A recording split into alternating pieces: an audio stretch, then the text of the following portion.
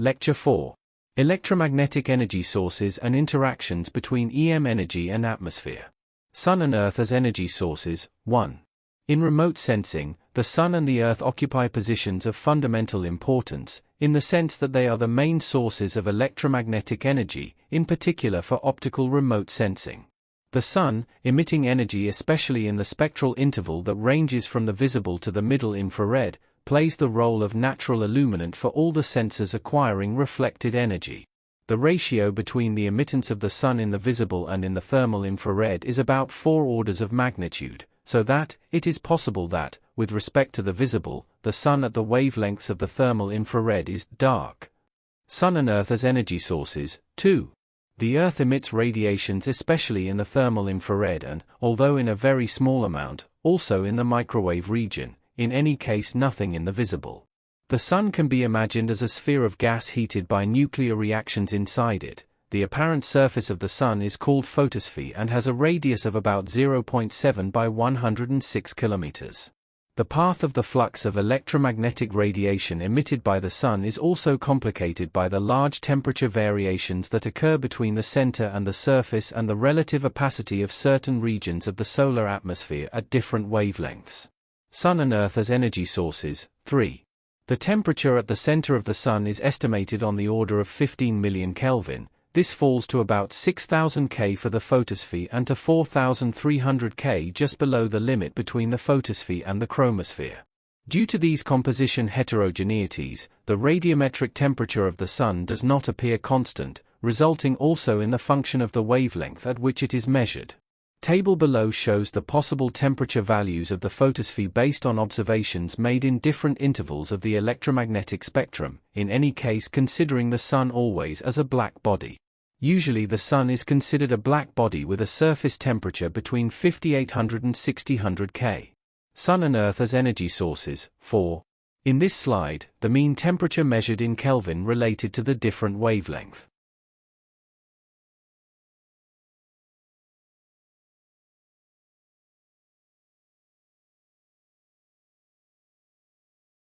From Sun to Earth. 1. Considering the Sun as an pure radiator, and therefore a black body, it is interesting to know the spectral characteristics of the radiant flux emitted, such as the spectral diagram of solar irradiance at the upper limit of the atmosphere and at sea level. Also to get an idea of the different amounts involved. In the following figure these 3 fundamental curves are represented in the hypothesis of a black body with a temperature equal to 5900 K.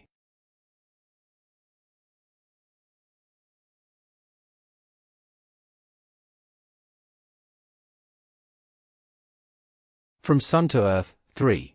In quantitative terms, the 2 maximum values of the extraspectral irradiance, lambda outside the Earth's atmosphere and that at sea level easier, lambda differ by more than 30%, following the absorption influence due to the interposed atmosphere, going from values close to 2200 Wm, 2m1 to values of about 1500 Wm, 2m1. Moreover, the extraatmospheric curve is more continuous at the various wavelengths, in effect recalling that of a black body, with emissivity mostly constant, while that at sea levels is differently disturbed by the Earth's atmosphere which interacts in ways selective with incident solar irradiance. In the next slide, the table shows the atmospheric composition.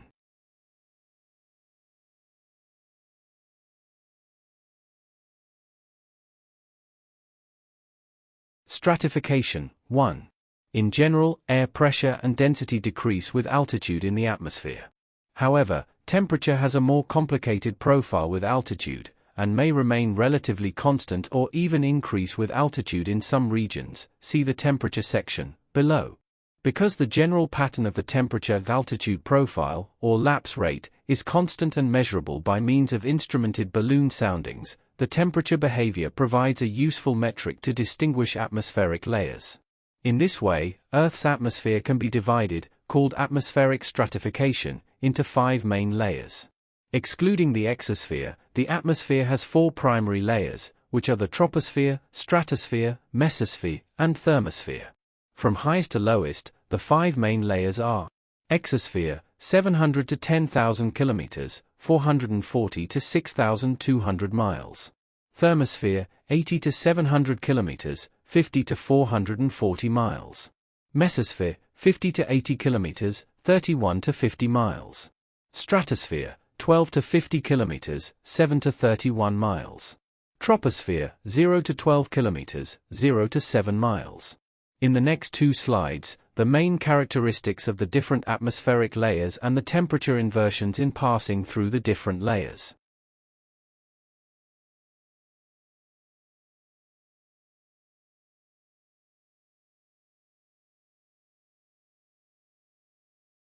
Stratification, 5. Apart from the other layers, see Remote Sensing Basics, the troposphere is the lowest layer of Earth's atmosphere. It extends from Earth's surface to an average height of about 12 kilometers, 7.5 miles, 39,000 feet, although this altitude varies from about 9 kilometers, 5.6 miles, 30,000 feet, at the geographic poles to 17 kilometers, 11 miles, 56,000 feet, at the equator, with some variation due to weather. The troposphere is bounded above by the tropopause, a boundary marked in most places by a temperature inversion, i.e. a layer of relatively warm air above a colder one, and in others by a zone which is isothermal with height. Stratification, 6. Although variations do occur, the temperature usually decrease with increasing altitude in the troposphere because the troposphere is mostly heated through energy transfer from the surface. Thus, the lowest part of the troposphere, i.e. Earth's surface, is typically the warmest section of the troposphere. This promotes vertical mixing, hence, the origin of its name in the Greek word tropos, meaning turn. The troposphere contains roughly 80% of the mass of Earth's atmosphere. The troposphere is denser than all its overlying atmospheric layers because a larger atmospheric weight sits on top of the troposphere and causes it to be most severely compressed. 50% of the total mass of the atmosphere is located in the lower 5.6 kilometers, 3.5 miles, 18,000 feet, of the troposphere. Stratification, 7. Nearly all atmospheric water vapor or moisture is found in the troposphere, so it is the layer where most of Earth's weather takes place. It has basically all the weather-associated cloud genus types generated by active wind circulation, although very tall cumulonimbus thunder clouds can penetrate the tropopause from below and rise into the lower part of the stratosphere. Most conventional aviation activity takes place in the troposphere, and it is the only layer that can be accessed by propeller-driven aircraft. From the physical point of view, the main constituents of the atmosphere are aerosols, intended as solid or liquid particles suspended in the air, and molecules in the gaseous state. In particular, aerosols include haze and fog, which are formed by solid particles in solution or suspended in water droplets and fumes, smog and dust that are exclusively solid particles. Stratification, 8. These particles contribute to differently absorb and diffuse the direct and reflected solar radiation from the Earth's surface, with the result of an overall reduction of atmospheric transparency and therefore of the contrast between the observed objects, which results in a blurring of details in the observed scene, and therefore in a deterioration of image quality, as will be explained later.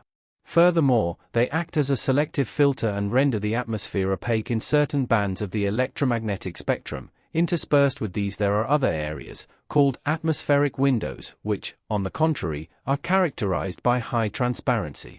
Since the optical characteristics of the atmosphere, both of absorption and of transmission, depend on the different mixing situations of these components and on their physicochemical properties, it is useful to analyze their effects separately.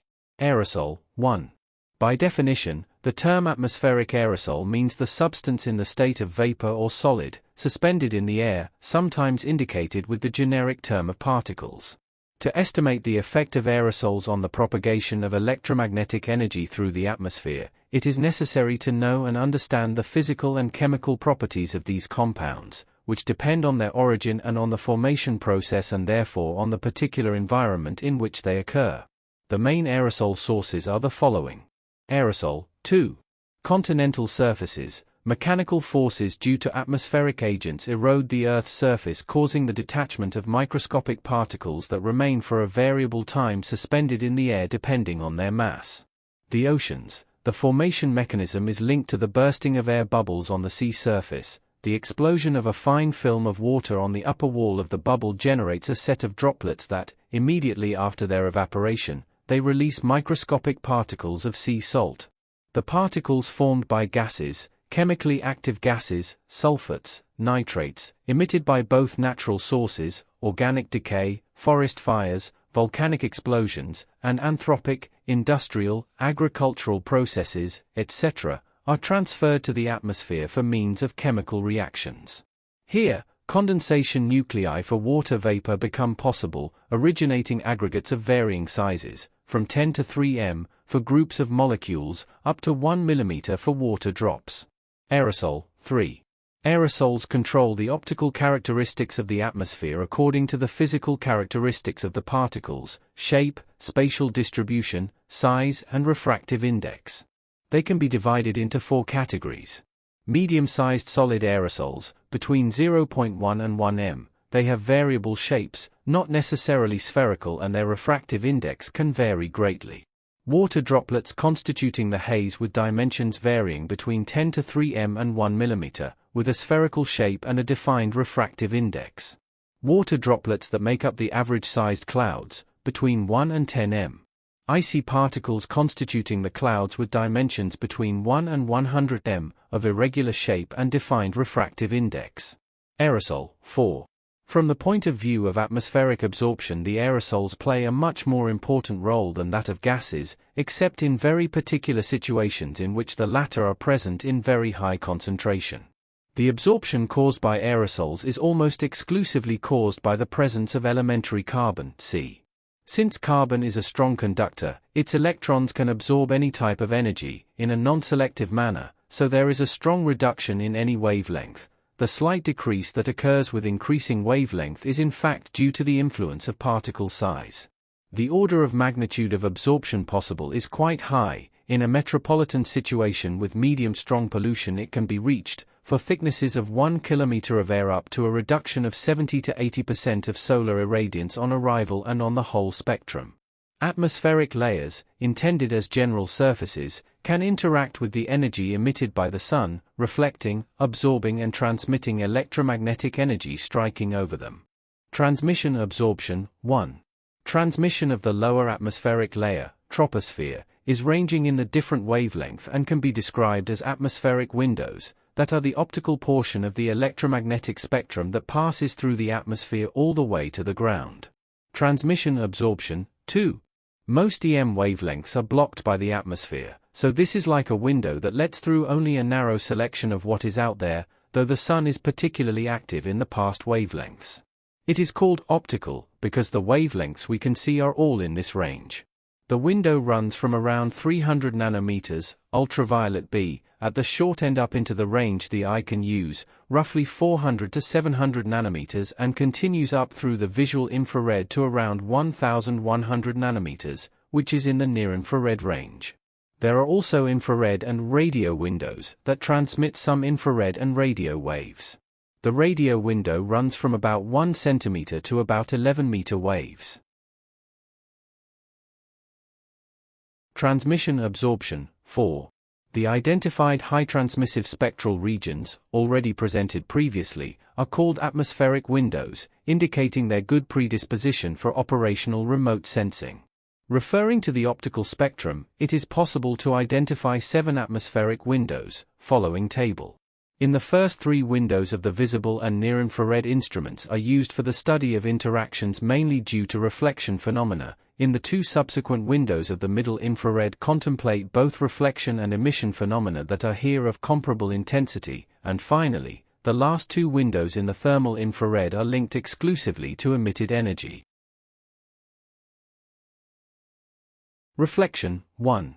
When an electromagnetic wave of appropriate length hits a particle suspended in a fluid, a part of the incident energy is scattered and then redistributed in other directions.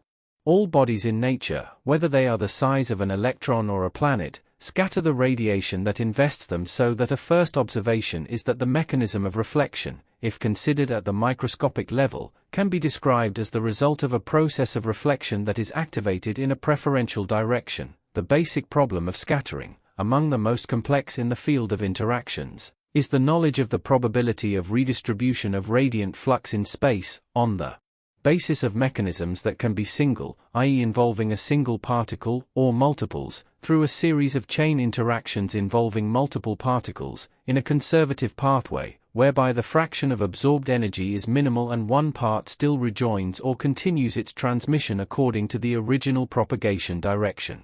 Reflection 2. As an example, consider the clouds that, due to their physical composition, strongly spread the incoming irradiance, especially in the visible, in many directions, to the point that, on a uniformly cloudy day, we can say that the light coming from the Sun towards the Earth is completely redistributed, in an almost isotropic way and with a very low absorption value. In fact, the Sun, although not directly observable, is present through the diffusion of its energy. Likewise, seen from above, the clouds appear uniformly reflective, hiding the surface of the Earth. The mechanism is still that of scattering towards all directions, with particular intensity, in this case, of the retrodiffused component. Reflection 3. Models of light scattering can be divided into three domains based on a dimensionless size parameter, alpha to respect to incident electromagnetic energy coming from the Sun, lambda, which is defined as where dp is the circumference of a particle and lambda is the wavelength of incident radiation. Based on the value of alpha, these domains are alpha 1, Rayleigh scattering, small particle compared to wavelength of light.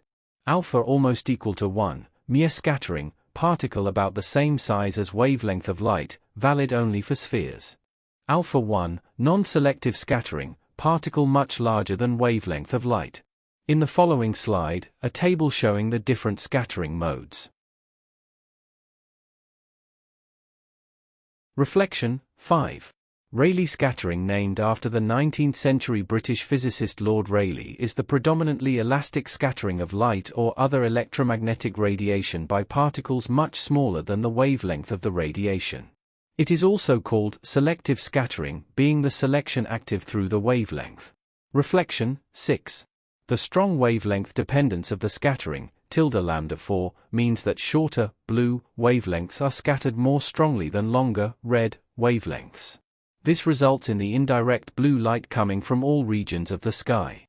Rayleigh scattering is a good approximation of the manner in which light scattering occurs within various media for which scattering particles have a small size parameter. A portion of the beam of light coming from the Sun scatters off molecules of gas and other small particles in the atmosphere. Here, Rayleigh scattering primarily occurs through sunlight's interaction with randomly located air molecules.